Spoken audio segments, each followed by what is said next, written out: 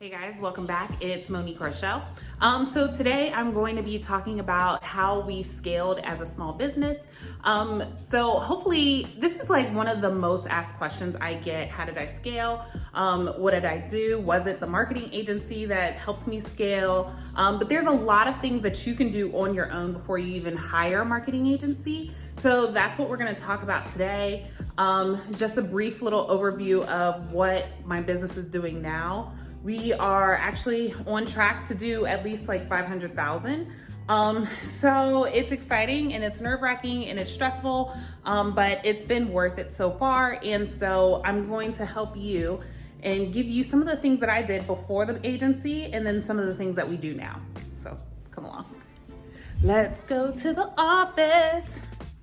Okay, so the first thing I want to talk about is I get asked what platform is the best, and I always say Shopify. And I'm gonna tell you this, Shopify, it is so easy to read your analytics. Shopify also has business capital. If they see that you're on the right track with your numbers, that you are profitable, they will offer you money. And I'm just gonna tell you right now, I have used Shopify Capital. That allowed me to purchase a whole lot of inventory and bring on the marketing team. Now with Shopify Capital, I will advise, I personally take the least amount that they offer, only because 10% of your daily revenue is what they'll take out. Now, when you start getting up there, I think it goes to 14%, and then I forgot the last percentage, but I'll find out for you. But once you start getting to 14% of your daily revenue, you start to lose money and it makes it not worth it. But 10%, I barely see it coming out, right? So Shopify Capital is a great resource. And then also Shopify allows me to see what people are actually looking for. What products have been out of stock and they don't see my site that I could get more inventory of. And so I just love how Shopify is just so easy to use when it comes to fulfilling orders, but it also is very intuitive, and it's you can predict what you should bring to your shop next, what people are searching for. So Shopify by far is probably the best thing that you need for your business if you're not already on it. Now, the second thing is your finances, right? So my marketing team actually advised an app that I absolutely love on Shopify. It's called Lifetimely. So we'll go into the back end of my Lifetimely. Lifetimely basically allows you to see what your shop is doing, and it allows you to project, and it gives you a clear vision of if you're actually making money.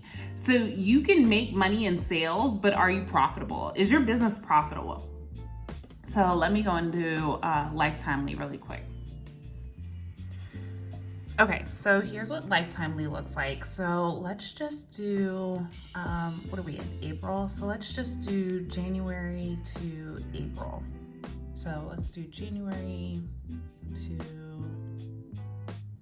April, what's today, the 22nd. So my product cost, this is how much I've spent on inventory, and then this is how much I've made this year, right? And this number is how much I've spent on marketing this year. So far we're doing good. We are, this is how much profit we've made. And so it just breaks down everything, transaction cost, how much it costs to ship. So you can kind of look at these numbers, and if you are in any way spending too much, so all of my stuff is up, right? But I've never had these types of numbers. So Lifetimely just breaks your business down to see what's going on, to see how much you're spending, profit per order, net margins. So my net margin, so my profit is up. Shipping and handling costs, it breaks it down, right? So this is the one app that gave me a clear vision of my business. And so that's how much we've made so far. We are still pushing. I was actually out of inventory last month was my worst month this year. So we didn't really market last month because we just did not have any inventory. So as you can see, my revenue was down, my profit was down. Last month was just not it. Let's do last year. And this helped me with my taxes because I could kind of predict how much I was gonna owe the IRS. And let's go to the 31st. So not bad. I made $82,000 in business revenue, and we had $50,000 to work with. And I didn't really market last year until the end of the year when I came on with my agency. So as you can see, my expenses have definitely risen, but my revenue's up too. So Lifetimely is just probably the best app that you could probably get in Shopify. Okay, so now that you know your expenses, this is just a personal tip. I honestly did not pay myself within my business last year in order for me to grow. Whenever I had made profit, I took that money and I bought more inventory, right? I filled my shop up. I didn't take any money.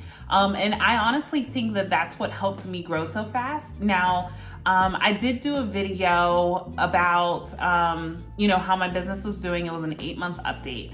And in that video, I said, do not start a business from a place of lack.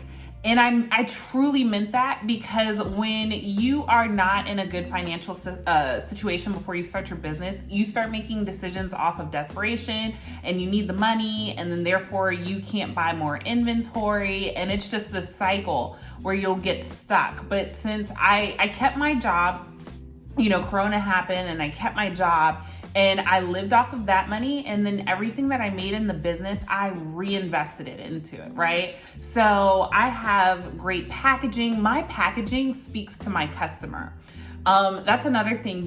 Before you even get started, you have to know who your customer is. You have to know how she thinks. You have to know what kind of clothes she wears. Like, you have to know your customer, and then everything should be centered around your girl, right? So when I made the money, I was putting it into more inventory that my girl would love, right?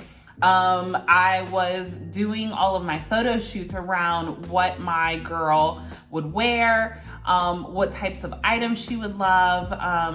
And so that's where my money went. Now, I know that some people's jewelry businesses are their only source of income, so I get it. But if you can save your profit to reinvest it into the business, I guarantee you'll be fine, right? Okay, so my next tip is to keep the blinders on. I know on social media, it gets so hard to want to copy people, and you think that people are doing well. Some shops aren't doing as well as you think. So just keep the blinders on. Go with your gut. Go with your own creativity. This time frame, I've noticed that people will try to copy what I'm doing, but they don't know who my girl is. They don't know what my secret sauce is. So that's why I'm saying, figure out who your girl is, right? And talk directly to them, because your girl is not my girl. My girl is not, her girl, right? So walk confidently in your own lane. You want to be different. You want to stand out. You want to have pieces that no one else has. Some pieces become very popular, especially if you're buying quick ship items on Alibaba. But if you can create your own pieces, do that. I am a huge advocate of creating your own. And standing out, be an individual, because you don't want to copy me, because now you just look like the copy. Do you want to be the trailblazer or the copy? So my next tip is just keep the blinders on, keep pushing, keep speaking directly to your girl. My last tip is to hire help when you need it. Utilize the money to hire people in places into areas that you're not specifically good at. Rachel keeps me organized and everything, so don't be afraid to hire. And honestly, that's pretty much it. Those are my tips. I still am doing one-on-ones. We may do like a business brunch sometime, hopefully in the near future. But definitely add me on Instagram because I go live on Instagram all the time on my business page, BLDX Monique. And so I would love to talk to you guys there. All right, guys, until next time, bye.